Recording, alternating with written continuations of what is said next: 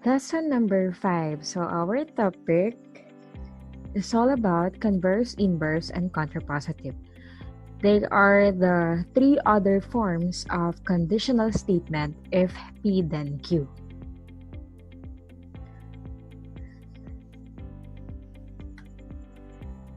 So let's start here.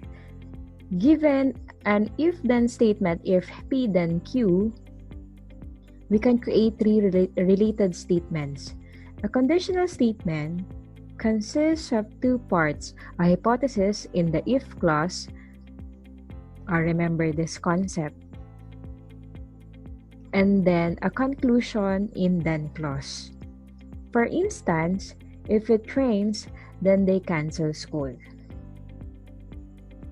So it rains is the hypothesis, they cancel school is the conclusion. We have here other forms of conditional statement or if-then statement.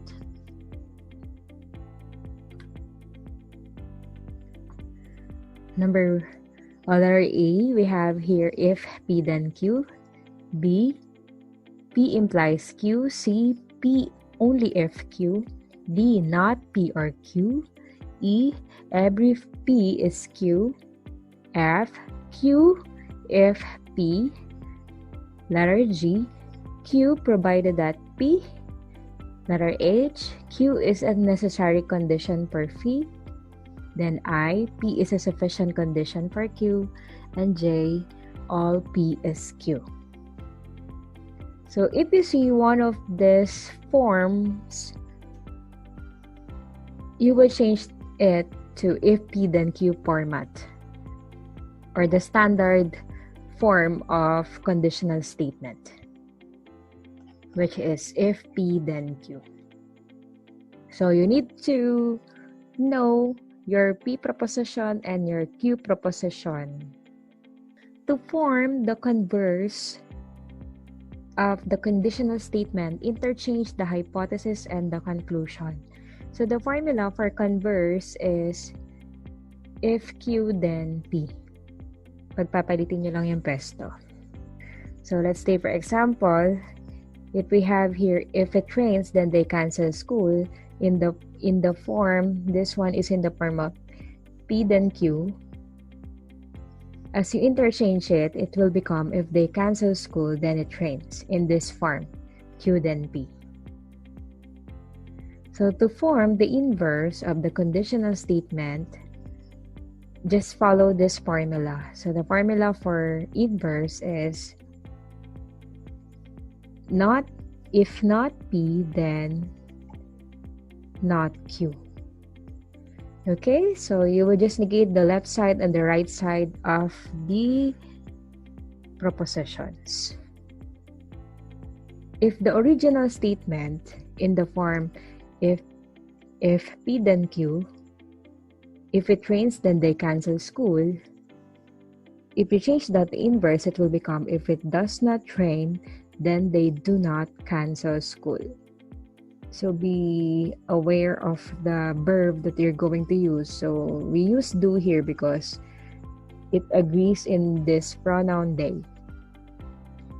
Next, to form the contrapositive of the conditional statement, what you need to do, just interchange your inverse formula. So it will become not Q, then not P.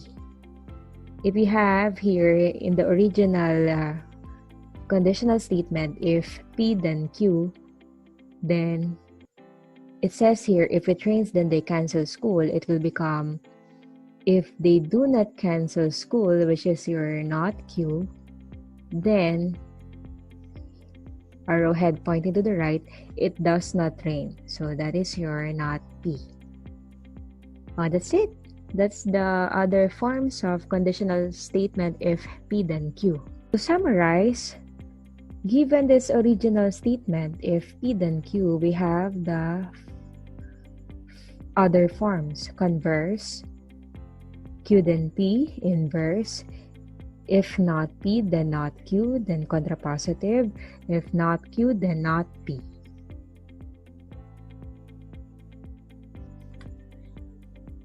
Let's say, for example, we have here, if two angles are congruent, then they have the same measure. So we have here the form if P then Q, then converse. If two angles have the same measure, then they are congruent. So we interchange the premise and the hypothesis. The premise or hypothesis and the conclusion. It became now if Q then P. Then the third one, inverse. If two angles are not congruent, then they do not have the same measure. Just negate the original statement. It will just become not P, then not Q. And lastly, contrapositive. If two angles do not have the same measure, then they are not congruent. Interchange your inverse, or what you need to do. If you have the original statement, interchange it first before you negate. It will become not Q, then not P. In the other forms of if-then statement, let us convert two letters into other forms of if P then Q. The converse, the inverse, and the contrapositive. Let us try letter E. In our letter E, we have this form, every P is Q. Let us give an example. Every dog has 4 legs. First thing first, you need to determine here your P and Q. So in this statement, our P is dog. This is your P. And then has 4 legs is our Q. Then we will change this to conditional statement.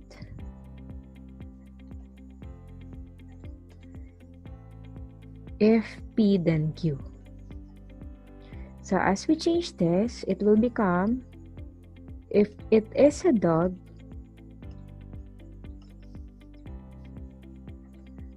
then it has 4 legs.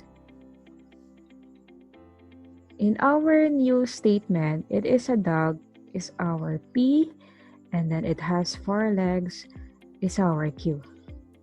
Then now it will change to other forms of conditional statement. Let's start with converse.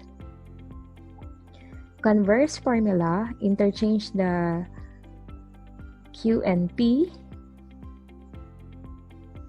It will become if it has 4 legs, then it is a dog.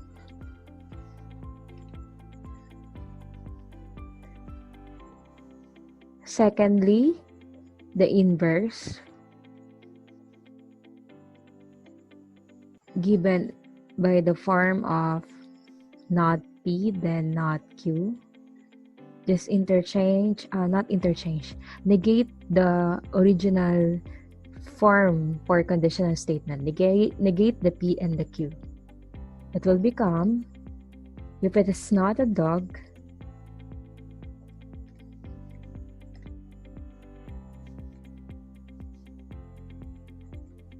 then it does not have 4 legs. Okay, so that's the correct statement. If it is not a dog, then it does not have 4 legs. Let's proceed to contrapositive.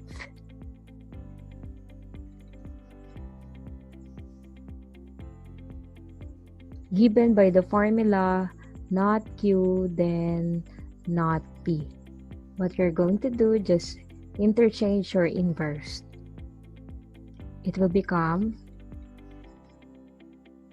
if it does not have 4 legs,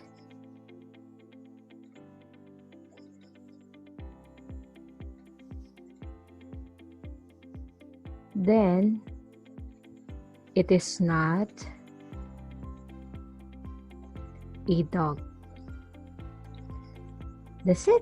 That's the correct answer. So first thing first, we have the original format. Every P is Q or has Q. Then we change into conditional. If P then Q. Then translate into other forms of conditional statement, converse, inverse, contrapositive. Just try letter J, all P is Q. Let's give an example. To change this to conditional statement, if P then Q, let us use the pronoun they because our given common noun here is student, so plural, so I will use they, and it's written in past form of verb because of the verb took. Our statement will be if they were ICI students, then they took math classes. Our new P here, they were ICI students. And they took math classes is our new Q.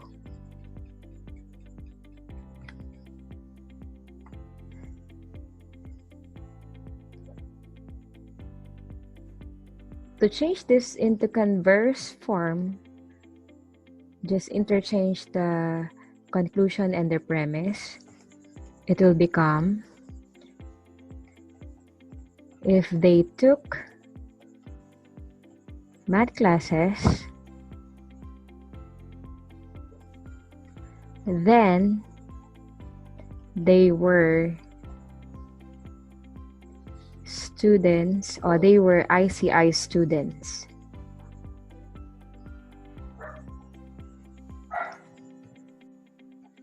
Inverse form, if not P, then not Q, it will become if they were not ICI students, then they did not take math classes. Because our original verb is took, so I use the modal did, past tense also, but the next verb is written in present plural form. Don't forget that, because it will become redundant if you will change them both in past form of verb. And lastly, contrapositive. So in contrapositive, the formula is not Q, then not P. It will become if they did not take